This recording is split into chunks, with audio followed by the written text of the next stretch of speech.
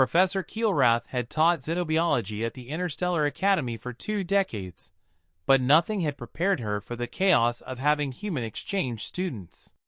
The first 2 parts of the semester had been educational, if terrifying, watching humans casually consume toxins they called spicy food, and witnessing their inexplicable need for something called exercise that deliberately caused muscle damage.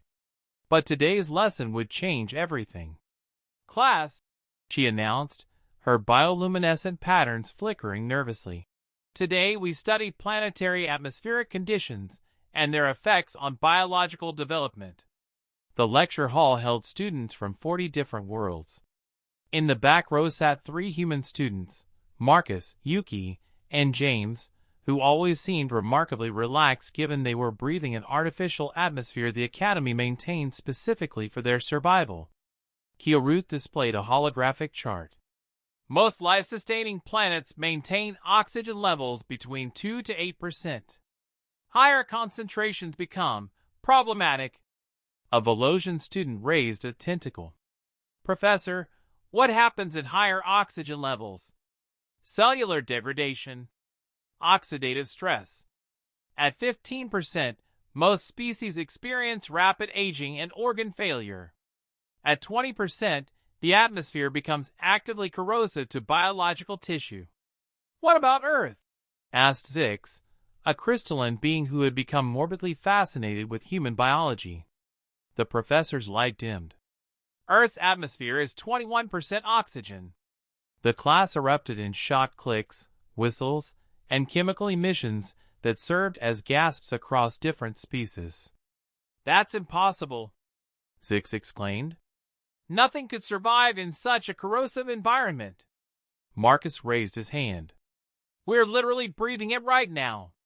"Well, not right now since we're in your standard atmosphere, but back home." "But how?" demanded Trill, an insected student. "Your cells should be destroying themselves." Yuki pulled out her data pad. "They kind of do. It's called aging. Oxygen is technically toxic to us. We just evolved really good defense mechanisms.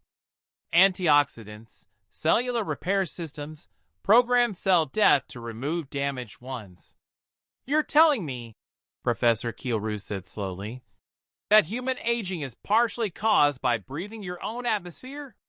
"Pretty much," James confirmed. "Our planet tried to kill us with the very air we breathe, so we adapted to survive in what's basically a slow-acting poison." The professor's pattern swirled in distress. "Surely that's the worst of it." Marcus grinned, a human expression that the class had learned meant incoming disturbing information. "Should we tell them about the water?" "Oh, definitely," Yuki agreed. "Earth's oceans," Marcus began, "contain sodium chloride. Salt. It's the same chemical compound used as a preservative to kill bacteria. We're surrounded by water that's actively hostile to cellular function." "And you drink this?" Zix's crystalline structure was vibrating with shock. No, James clarified. "We drink fresh water, but we evolved from the salty oceans. Our blood is still salty, similar composition to ancient seawater. We literally carry the toxic ocean inside us." A Hydrosian student, who lived in pure mineral-free water, fainted. Medical drones rushed to assist. Professor Keelrath struggled to maintain composure. "Class, let's move on to weather patterns." "Oh, this should be good," Marcus whispered to his friends. The professor displayed Earth's climate data. The numbers made no sense. "These temperature variations, they show fluctuations of over 50 degrees Celsius between seasons in some regions?" "Yeah, that's pretty normal," Yuki said. "Where I'm from in Japan, summer hits 35 Celsius, winter drops to -5. And humans survive this?" Trill's mandibles clicked in disbelief. "We just wear different clothes," James shrugged. "Shorts in summer, coats in winter." "Clothes? Fabric coverings allow you to survive 50-degree temperature swings?" "Well, that and our built-in temperature regulation. We sweat when hot, shiver when cold, adjust our metabolism. Pretty standard stuff.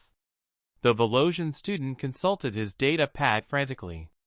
Professor, this is unprecedented. Most species can tolerate perhaps a 10-degree variation before requiring technological assistance. But Professor Kielruth had found something else in Earth's data files, and her bioluminescence was now flashing in patterns that indicated severe distress.